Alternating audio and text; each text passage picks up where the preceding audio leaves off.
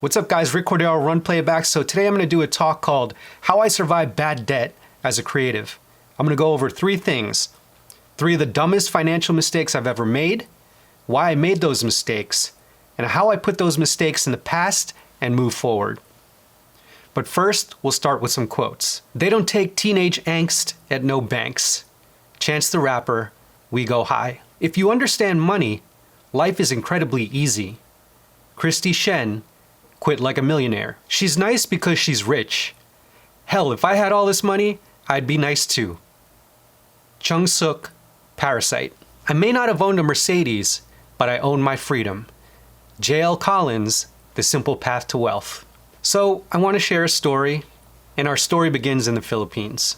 My parents are from the Philippines, a developing country in Southeast Asia, with almost a quarter of the population living well below the national poverty line. Their GDP, or gross domestic product, and their life expectancy also fall below the threshold for developed country status. Let me put it another way. An income of $32,400 per year is among the top 1% of income earners in the entire world. So congratulations, most of you are part of the global 1%. Because of that economic disparity, my parents came to New York City in the 70s to start their professional lives, leaving behind any support from friends and family. My mom immigrated first to study nursing, and my dad followed right after. Now, regardless of background or ethnicity, we're all children of immigrants. They all came to the United States and often sacrificed their hopes and dreams so that someday their children could have better opportunities. As a second-generation American, I grew up very conscious of the enormous sacrifices that my parents made, which is why I spent every waking moment proving to them that their struggles were not in vain. My parents, like most immigrants who arrive in the US, had a scarcity mindset, which is an underlying fear of coming up short, whether that was paying rent or buying food. So they worked a lot. Like a lot. Very long hours and lots of overtime. Although I was really grateful for their work ethic, they weren't always around, so I didn't get much financial guidance other than the abstract phrases like, save your money, or you don't need that. So this meant I grew up really introverted, but with an active imagination. I'd watch a lot of TV, play video games, and use whatever I could find in the house to make my own short films. However, because my parents worked all the time and had this scarcity mindset, they created robust savings from my college tuition. They had no special inheritance, no land that they could flip, no rich relative that they could call up, just a straight-up immigrant work ethic in one of the most expensive places to live. So in college, I studied computer science for a year and a semester, which didn't work out. I was too busy DJing, going to clubs, and basically immersing myself in New York City culture. So I switched majors and attended a local art school instead. Most of this was motivated by guilt. Guilt that I was wasting my parents' money, which I was. So I graduated and had a few jobs in New York City from about 2004 to 2007. Although most of these creative roles had very good financial benefits, I was too immature and restless to take full advantage of them. I wanted to be a full-time video director, despite my parents' protests, to keep my head down and work for the man. So instead of working for the man, I went freelance full-time as a music video and commercial director from 2008 to 2013. I was extremely busy around this time getting awards and recognition, but the problem was, I was only focused moment to moment, and not on the 401k, or my retirement accounts, or taxes, or saving money. Retirement was not a concept I could grasp in my early 20s. I just didn't care. My life revolved around working with celebrities, going to parties, running around New York City as a renegade filmmaker. This is around the time I made dumb financial mistake number 1. So in 2010, I participated in a Sprite campaign called The Spark, which was the brand's first ever global integrated marketing campaign. The commercials featured Grammy Award winner and international pop star Drake, 4-time World Music Award winner and respected Korean actor Jay Chou, and yours truly. Because I wasn't a celebrity, they got me for cheap, but cheap was still a lot to me. I was paid $50,000 plus 3 years of royalties for about 2.5 hours of work. It was the most money I ever made in one day. So how was this my first dumb financial mistake? Well, I didn't file my taxes properly, and the IRS hit me with an $8,000 bill. I didn't have an accountant at the time, which is why I filed incorrectly. It was a lot of money, but I was able to pay it off within a few months after a few video projects. Shortly after, my dad introduced me to an amazing accountant who I still use to this day. But it didn't mean I was done from making dumb financial mistakes. Far from it. Dumb financial mistake number 2. So I love watching movies. But what I love more than watching movies is making movies. Although my career was knee-deep in music videos and commercials, I didn't really want to sell sugar water. I wanted to make movies, by any means necessary. From 2006 to 2012, I made 3 independent feature films with the total cost of all 3 coming out to about $50,000. Now that may seem like a lot, but I've heard stories about filmmakers taking out second and third mortgages, using credit cards, and even bank loans to finance their films. I was dumb, but I wasn't that dumb. But I was still dumb. I borrowed money from various business partners, so when my films didn't receive distribution, I had to pay back those loans. It was interest-free and no dings on my credit rating, but it was still a really stressful situation and placed strains in my creative relationships. I was so emotionally invested in making movies, I was ignorant about the return on financial investment for doing the work. I'm an artist, not a finance guy, I tell myself. I was able to pay off all the movies after numerous video projects, but again, I took on more debt than I should have. On the bright side, I learned more about movies on set than paying for film school, so there's that. But if you think I learned my lesson about making dumb financial mistakes, think again. Dumb financial mistake number 3. Seriously, don't do this. 2012 is when freelancing started to get really stressful. I had a young daughter to support, and my wife Nancy and I were moving from a nomadic, struggling artist lifestyle to a somewhat domesticated lifestyle. Because of my financial ignorance, I was convinced by a former business partner to invest in a rental property in New Jersey for $200,000. It seemed like easy money and a way to create passive income while I focused on music video directing. So the property was transferred to my name, and we took out a HELOC, or a home equity line of credit, to make home improvements. While I managed the video business, my partner managed the property, including making timely payments on my behalf and general maintenance. A series of unfortunate events happened a year later. The property was vandalized by the tenants, they stopped paying rent, and the property got hit with immense damage from Hurricane Sandy, a Category 3 hurricane that smashed the East Coast in October of 2012. Individually, these are issues that are usually bound to arise in an investment property. I just wasn't prepared or mature enough for all those issues to happen all at the same time. This was the final straw.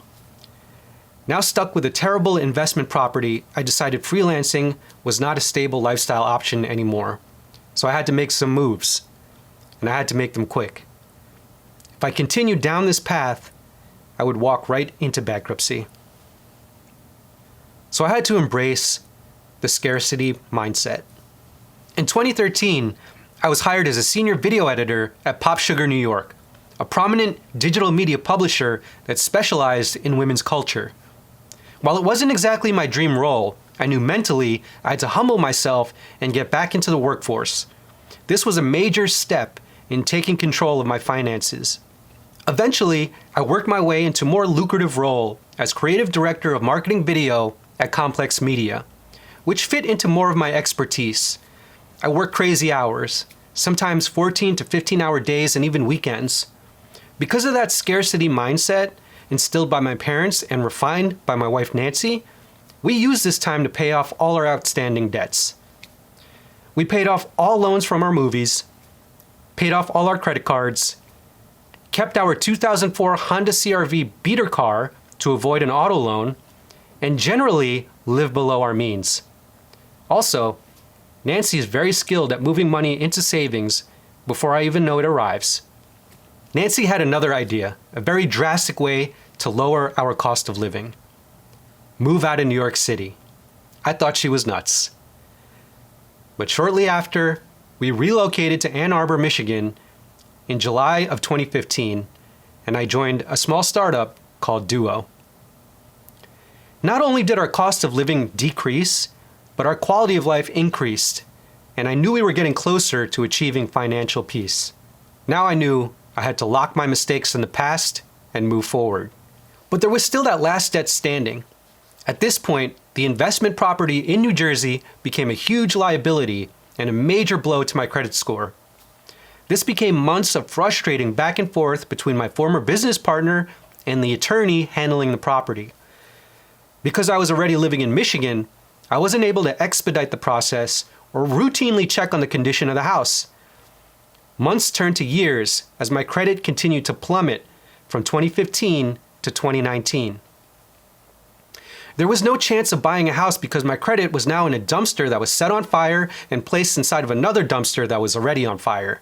Finally, on February 1st, 2019, the property was sold after numerous delays to a Japanese executive who wanted to do a complete rehab of the property. This was a blessing in disguise because if we tried to sell sooner, we would have lost money in a short sale. I dodged a huge financial bullet and narrowly avoided a foreclosure, but just barely. At this point, any money that could have been made from the property was used to pay off interest rate fees, bank fees, legal fees, and taxes. But I didn't care. I just wanted out. Shortly after, I got a satisfaction letter from the bank and my credit score miraculously rebounded back up. A huge weight was lifted from my shoulders. Without a doubt, this was the most stressful and emotionally draining process I ever dealt with. I made a mistake during a vulnerable time in my life as a freelancer and trusted people close to me who I believed had my best interest at heart. But this is not an excuse. It was 100% my fault because I was ignorant about money, and I had no real goals on what to do with it. If you aim at nothing, you hit nothing. It wasn't until I was able to talk openly about my debts that I began to realize how important it was to lock it in the past and move forward. From getting back into corporate life in 2013 up until now, I had to play catch up with many of my peers who had a more stable and linear path in their careers. My financial stress was affecting my creativity, which made it difficult to perform consistently at a high level. I had mood swings. I became too emotionally invested in my work. I got upset at critical feedback, and I would spend frivolously on tech gadgets, clothing, and restaurants. So I had to go back to the basics and remember the kid who made movies with his dad's camcorder. Working hard, honing my craft every day, and providing value is what made me a professional video director. It was about storytelling and being at service to the story, having true empathy for the people I work with. Here's the thing. I was chasing the wrong parts of the entertainment industry. I was chasing an image of myself as a big shot director rather than chasing the human stories I wanted to tell. After all these years, I've realized that being a producer will always pay the bills, but being a director will always support my dreams. And sometimes vice versa. Sometimes I'm able to switch those roles or do both. Having that perspective really opened up my eyes and brought opportunities that are very rare, such as serving my community because generosity builds wealth. Honestly, I learned a lot about generosity by watching Doug Song, founder of Duo, and how he serves his community. With his help connecting me to sponsors, I started the annual A2 Tech Film Showcase for diversity and inclusion in filmmaking, which is now partnered with the Cinetopia International Film Festival. Over 34,000 people converge into Ann Arbor during that week to watch over 120 films, 8 of which will be films we're curating. And 100% of our portion of ticket sales will be donated to the Neutral Zone, a local nonprofit teen center. I'm also on the board of directors at the historic Michigan Theater. where our primary goal is to preserve the history of art house cinema and increase awareness for public storytelling. Being on the board with Ann Arbor retirees who have achieved financial independence and use their time to serve the community through movies is something I absolutely want to aspire to. If I ever retire, that's what I want to be doing with my time. Nancy, Chloe, and I also produce videos for the Neutral Zone to show at various events and fundraisers. Helping our community's youth turn their dreams into reality is something that brings us real joy and connects our daughter to the kinds of values we believe in. We often tell Chloe how generous her grandparents are, even when they started out with so little to give. Generosity builds wealth, and not in the monetary sense, but an opportunity. The instant gratification mindset. Don't do this. After enduring a mortgage loan roller coaster of emotions, we bought a house. I'm not going to debate about home ownership, if that's a good debt or bad debt. I've rented for most of my adult life. There's nothing wrong with that. It's just a lifestyle choice. And don't let anyone shame you into thinking one is better than the other. We are currently debt-free except for the mortgage, along with emergency funds and college savings. If you're into Dave Ramsey, we're currently on baby step number 5. We live way below our means. The scarcity mindset means we live pretty minimalist. We live like we're still in our cramped one-bedroom apartment in Gramercy Park. We sell and donate anything we don't use, and instead of accumulating things, we gather moments and experiences which actually tie into our creative projects like making videos for the Neutral Zone. These don't cost a thing. Doing walks in the park together is free. We never take for granted the cost of living here compared to New York. I removed the instant gratification mindset. I'm not spending just to spend, only to brag about some latest new gadget. Also, it's not just about increasing our income, it's about increasing our savings. These days, we dial up auto payments incrementally into our retirement accounts. If we never see the money, we aren't tempted to spend it. I still like nice things, but only if it adds value to our quality of life. Like an air fryer is a fantastic cooking appliance that makes me spend less on eating out. The dream is free, but the hustle is sold separately. Without financial stress, I enjoy coming to work every day without feeling distracted or overwhelmed. The self-consciousness I had about my debt has disappeared and has been replaced with focus and concentration. I'm a better listener. I feel more in the moment during meetings and brainstorms. I stopped comparing myself to others on social media. I have screen time enabled on my phone that prevents me from being on social media for more than 1 hour a day. All of my apps disable from 8 p.m. to 7 a.m. And Nancy has the password, so I'm never tempted to override it. Now I want you to think about this. What are you passionate about? And can that hustle be sold separately? I started thinking about saving and investing and would seek out information on Slack, books, YouTube videos, personal conversations with my coworkers. But how do I increase my savings and investments when I'm not at work? For me, I still freelance once in a while, but only if it makes sense and if it doesn't conflict with my responsibilities at the office.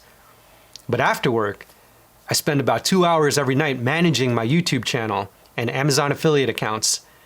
The ad revenue and commissions I earn online are redirected into my index funds and retirement accounts on Vanguard.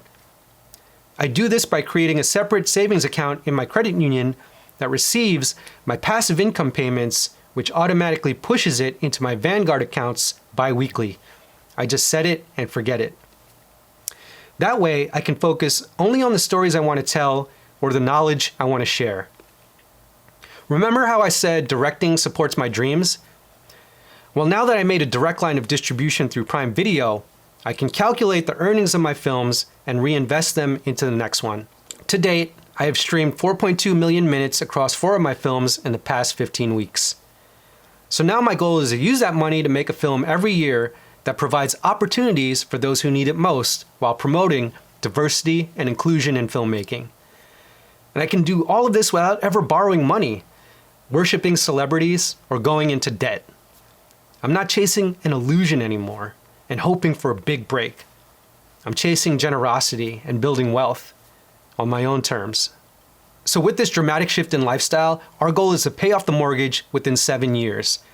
Finance experts would be upset and say my money is better spent in high-yield investments. But I'd rather have the financial peace of mind first. Without a mortgage, we'll continue living below our means while pushing the extra savings into our Vanguard accounts. I'm really excited to see what kind of generosity unlocks when that happens, because we'll be moving from a scarcity mindset to a freedom mindset.